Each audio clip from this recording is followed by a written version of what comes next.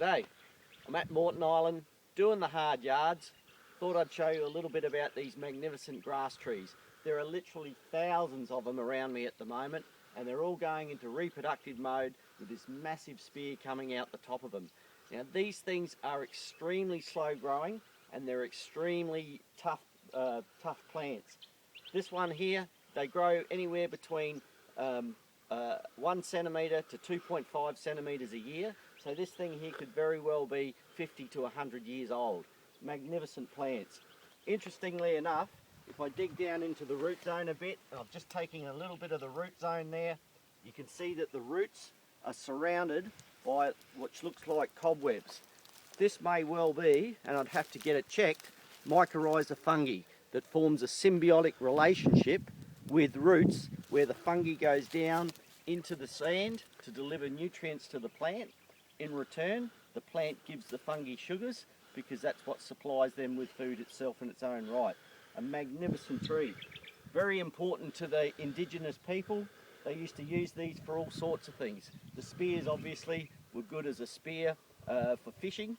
They would also, when they dried out, they would light them and use them as torches.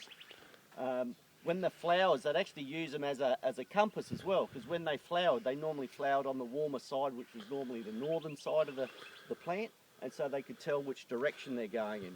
Now these old girls, not only are they a magnificent feature plant, you can buy them, but they need to be from a registered supplier because they are protected. You can't just dig them out when you see them on the side of the road.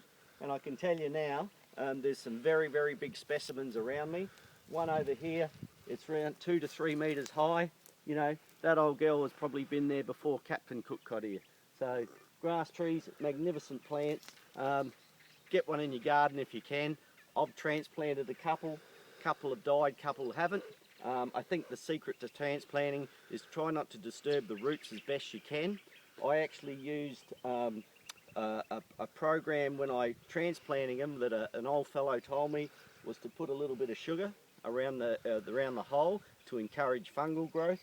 The other thing was that you give it a drink, a good soaking about every 3 days for the first couple of weeks, and then after that just leave it alone. I transplanted 2, one survived, one didn't, but the one didn't got knocked over by my kids when it was halfway through transplanting stage, so that won't do any plant any good. But grass trees, I love them, they're fantastic.